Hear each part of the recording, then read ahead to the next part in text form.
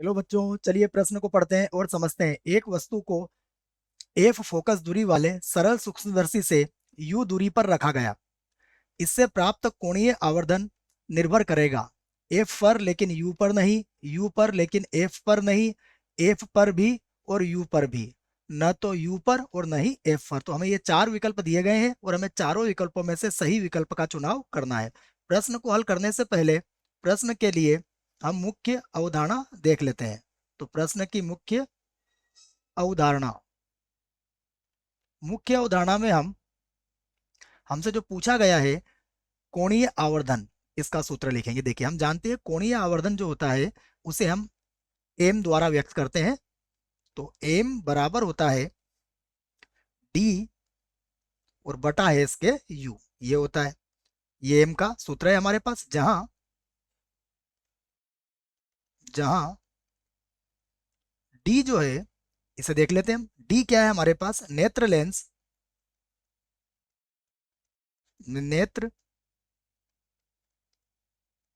Lens की प्रतिबिंब से दूरी होती है। प्रतिबिंब से दूरी, तो ये आपको याद रखना है, दूरी। उसके बाद देखिए, यहाँ जो u है उसे भी लिख लेते हैं हम। यहाँ जो u है वह है नेत्र लेंस की वस्तु से दूरी।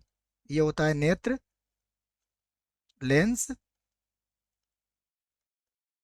की वस्तु से दूरी। ये हो जाएगा वस्तु से दूरी। तो यह सूत्र हमें याद रखना है इस प्रश्न के लिए।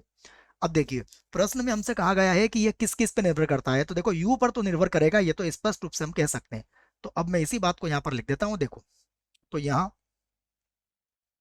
यहाँ m बराबर हमारे पास कितना है? m बराबर है d और बटा कितना है? u। ठीक है, तो यह तो हमारे पास एक सूत्र हो गया।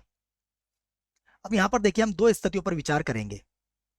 पहली स्थिति कि यदि यदि अंतिम प्रतिबिंब अंतिम प्रतिबिंब देखिए, यदि अंतिम प्रतिबिंब अनंत पर बनता हो, अनंत पर बनता हो, बनता हो। ठीक है, ये बनता हो को हम एक बार और लिख लेते हैं बच्चों।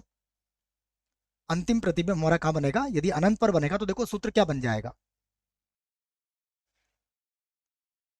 ठीक है, अंतिम प्रतिबिंब कहाँ बन रहेगा हमारा? अनंत पर हो। यदि अनंत पर हो तो u और एफ हमारे बराबर हो जाएंगे। इसका मतलब ये हुआ कि जो एम होगा वो क्या हो जाएगा? ये हो जाएगा डी और बटा कितना हो जाएगा? एफ। ठीक है, इसमें हम दूसरी स्थिति पर भी विचार कर लेते हैं। देखो, इसमें एक स्थिति और बन सकती है, उसे भी मैं लिख देता हूं। उसके बाद फिर हम इस प्रश्न को आसानी से हल कर लेंगे। देखिए, यदि यदि अंतिम प्रतिबिंब अंतिम प्रतिबिंब हमारा कहाँ बने? देख लिए, स्पष्ट दृष्टि स्पष्ट दृष्टि इसे लिख लेते हैं हम। स्पष्ट दृष्टि की न्यूनतम दूरी न्यूनतम दूरी पर बनता हो, पर बनता हो। अब देखिए, यदि प्रतिबिंब हमारा कहाँ बनता हो? स्पष्ट दृष्टि की न्यूनतम दूरी पर बनता हो, तो यहां से हमारा m बराबर क्या हो जाएगा उसको भी देख लेते हैं। तो यहां से m बराबर होगा हमारा 1 + d/f। तो यहां पर आप देखेंगे तो देखो, यहां पर स्पष्ट रूप से हम कह सकते हैं कि एक तो m किस पर निर्भर कर रहा है? f पर। ठीक है, यहां पर भी देखो m किस पर निर्भर कर रहा है? f पर। और यहां पर m किस पर निर्भर कर रहा है? u पर। इसका अर्थ यह हुआ कि देखिए, हम विकल्पों को देखते हैं तो पहला विकल्प तो हमारा सही नहीं होगा, दूसरा विकल्प भी हमारा सही नहीं होगा क्योंकि यहां पर लिखा गया एफ पर निर्भर नहीं करता है, और तीसरा विकल्प देखिए एफ पर भी निर्भर करेगा और यू पर भी निर्भर करेगा। तो यह विकल्प क्या होगा? हमारा बिल्कुल सही विकल्प होगा और यह विकल्प भी हमारा गलत होगा।